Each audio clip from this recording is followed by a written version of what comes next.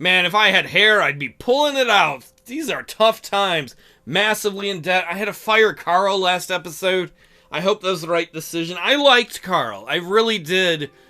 And I hope that doesn't ruin our investigation on the oligarchs. It's just, his police were out of control. There were too many incidences with him in charge of it.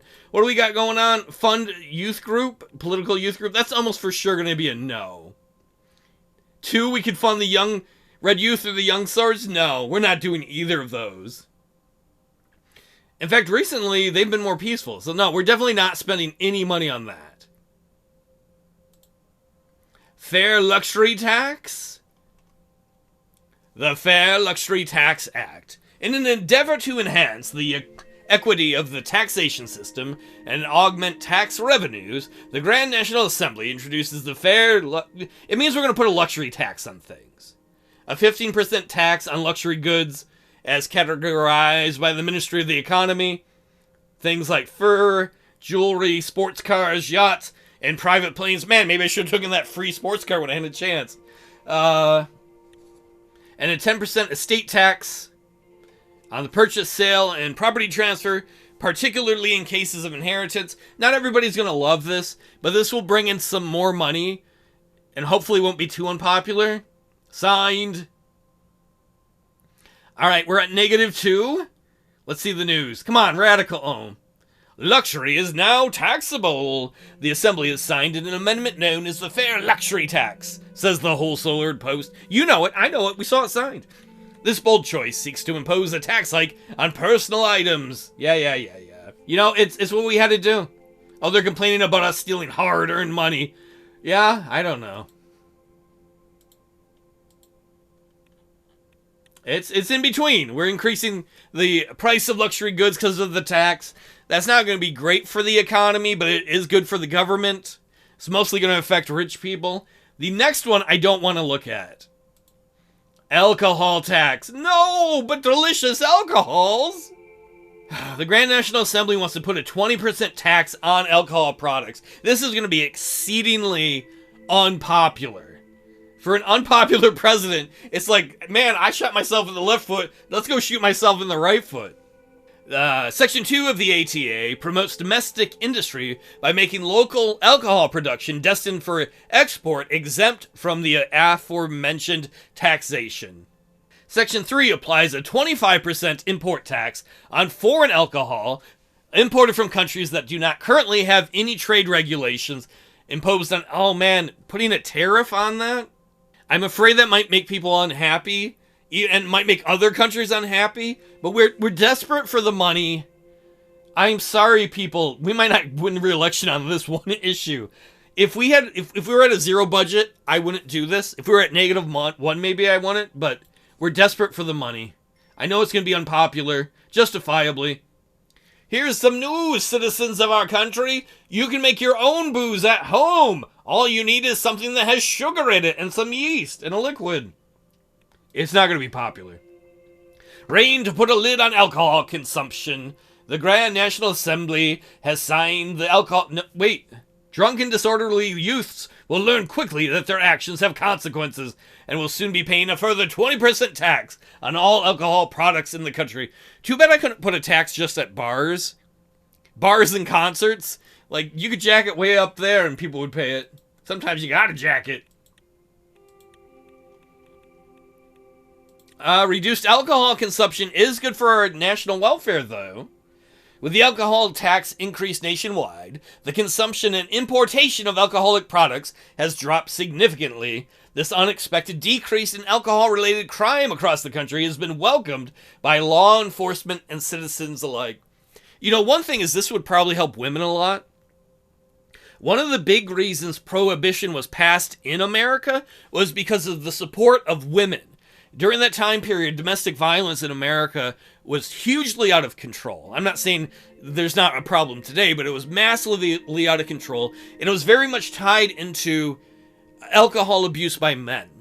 And so one of the big reasons women voters pushed for it was to hope that there would be less alcohol abuse and there'd be less domestic violence. Now, arguably that probably didn't work, but at least less people are beating their wives, and we have a law against it now. What else we got going on? Oh, a briefing on the Confront investigation. Okay, hopefully that's not dead since I fired Carl. And an emergency call on the escalating situation, which I assume is the unrest in the country. I was woken up in the middle of the night by a call from the Ministry of Defense. Due to the sensitivity of the information, I had to be urgently briefed in person. Remember, our generals right now are unruly. I don't know why. I didn't know what I did to piss off those little bitches, but they're unruly. I put on my clothes as fast as I could. I rushed downstairs and opened the door. Serge was waiting for me. Mr. President, this way to the car, please. We got into the car and made our way to the Ministry of Defense building without another word. Oh, but I like talking to Serge. I arrived and was directed downstairs. I came to a set of large doors and quickly read the sign above them. The sign read War Room. Gentlemen, you can't fight in here. This is the War Room. The dimly lit room was filled with cutting-edge equipment, the latest video screens, long-range radio electronics, and other devices used for communication, presentation, and planning. I wonder if we would get that same paragraph if we hadn't updated our military. The centerpiece of the room was a large round table with the coat of arms of Sordland engraved on it.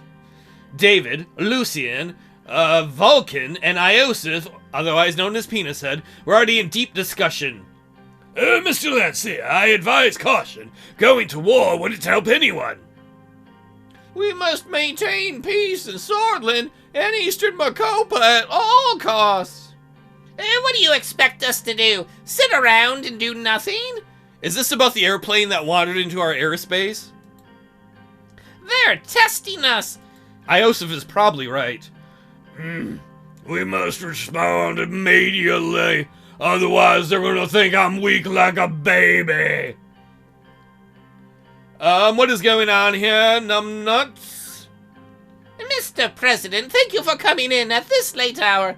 There is a situation. Is it true you're unruly? I won't have my generals being unruly. You better be very ruly. Vulcan, please go ahead and provide your report. Mr. President, approximately 20 minutes ago, Rumberg downed one of our planes with anti-aircraft fire from the ground. The pilot was declared killed in action. Alright, that was an act of war. This isn't them. They flew over our territory, sent a message, now they've shot down one of our planes? This is escalation. The last recorded position of the plane was inside Sordish airspace. Can you prove that, Kruger? You better be able to prove it, that our plane was not off course. If our plane was off course over their country, they would have had a right. But if it was in our territory, then this is an act of war. General Kruger, I mean no offense, but we're absolutely sure. Are we sure that's the case? Are you sure that happened within our borders? No offense taken. Here are the locations on the map and the report from the airbase. Alright, Kruger, you bring in receipts. I respect that. I respect that. He pointed to several markers on the map. To answer your question, yes. We are absolutely sure. You can see here on the map, that plane was downed approximately 10 kilometers inside our borders. We've calculated the trajectory of the gunfire, and they started firing when our plane was within our border. The plane was down near Helgen. How dare they? This is an attack against our sovereignty. Mr. President, I must insist, we need to be calm. We must maintain peace. I agree. They're trying to lure us into their trap. That is possible, Lucien. It would be better if we forced them to outright declare war against us, because then we would have more sympathy on the international community. But how many of these slights can we put up with? We have enough military power to contest against this violation of international law. We should attack and down one of their planes in retaliation. Otherwise, we will look weak, and it will lead to more casualties. We can't look weak like a baby. Oh, no one respects babies. If we appear weak, they'll jump on the opportunity. That might actually serve us, Kruger. If they declare war on us, then our allies will naturally come to our cause. If they declare war on us, we'll be much more likely to get Arcasia to benefit and support us. We must order a military retaliation immediately. I agree with the general. You two never agree. What? Mr. President, our army is ready to do whatever it takes to protect Sordland. Gentlemen, before it comes to that point, we can prevent further bloodshed by using diplomacy. Honestly, I kind of lean on David's side. If we could issue a diplomatic objection, it would be totally ineffective, but it would put us on the record as the responsible party. Sometimes you need to win popular support before you fight. The room fell silent before Iosif finally spoke up. Mr. President, what are your orders? I could say, start the Swordfish war machine! Prepare to invade Rumburg! We need our allies, right? I do not want to risk a one-on-one war with Rumburg. I could say an eye for an eye, though an eye for an eye makes the whole world blind. We're going to act like the adults. We will approach this diplomatically and try to de-escalate the situation by any means. No one wants war. Lucian's tense shoulders relaxed. Thank you, sir. I'll immediately begin working on it. No, you better work on it immediate. Yeah, that's okay. With Mr. Weese's capabilities, I'm sure we will de-escalate the situation successfully. I am not sure of that at all, Lucian. In fact, I think it's very unlikely we will, but at least on the international stage, we should look like the cooler heads. We're going to need that if we're going to need the support of our allies. We will keep you updated on our progress. We should have retaliated. I hope the diplomatic response makes sure that further incidents like this are prevented. I agree with you, Iosif. If there is a next time, I'm afraid that it will be war. What? Of course it will be war, but you just said we should go attack them. Or wait, maybe you said we should shoot down their plane. We're showing weakness, the weakness of a baby. Oh, I pooped my diapers. Of course it'll be a war the next time around. If so, then it was going to be either way, and at least this way, we can try and woo the West and make sure our allies want to support us. I'm frankly disappointed, Mr. President. If we can't even retaliate after such an attack, what will become of this country in the future? Peace must be maintained at all costs. I'm saying this as a man who's seen too many years of war. We're not the ones that are attacking the peace. Regardless, sir, it looks like your decision has been made, Mr. President. I know when I'm not needed. Oh my god, you moody, unruly generals, you bunch of bitches. I'll take my leave. Though honestly, I don't terribly disagree with where they stand. Before he left the room, he saluted. Well, now that we know the way forward, I've an idea, Mr. President. I think we should hold a military parade to display our strength. With what? We ain't got no money. And how's that gonna help? I think this motherfucker just wants a parade. I'm with Mr. Lancier on this one. This should work well as a deterrent, and it'll come in handy as a tool to de-escalate the situation. No. Let them escalate. Right now, we're going to show we're the more even-handed ones, the more cool-headed, and then if they want to escalate, we'll kick the shit out of them with support from our allies and support from the West. We'll have won the popularity battle. That's a good idea. If it costs money, I'm not doing it.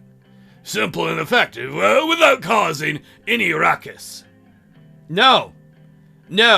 We need to create a peaceful image for Sordland. None of you are on my page. Right now, we're good guys. Right now, we're the kid in his backyard, hanging out playing with his ball, and Rumsburg is the asshole kid who comes over and kicks dirt in our face. We need to look as good and pure as possible.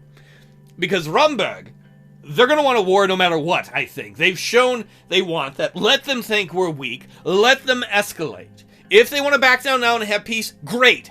Preferred choice. If not, we're going to look like the peaceful people. We're going to look like the underdog. We're going to have the support. No, we need to create a peaceful image for Sordland. A stupid-ass military parade isn't going to do that. Understood. Yeah, I'm starting to like you, penis head. That is all, Mr. President. I will keep you updated on the situation. For now, have a good night's sleep. You will need it. Yeah, I probably will. I couldn't sleep at all that night. Probably thinking about that horrible stew I had to eat that Monica made. Alright, what else we got going on? Something in the news. Sordish plane shot down. A Sordish airplane has been shot down by Rumburgian anti-aircraft guns, allegedly for violating Rumburgian airspace. Government officials said the airplane was shot inside of the airspace of Sordland. Our plane was shot down when it was flying near Haugen over the territory of Sordland by an anti-aircraft missile. Our pilot did not threaten Rumburg in any way, said Iosif Lancia, the Minister of Defense. Despite the revealed evidence from Sordish officials, the Queen of Rumburg, Beatrice Livingston, had the guts to complain that our plane was shot for violating their airspace.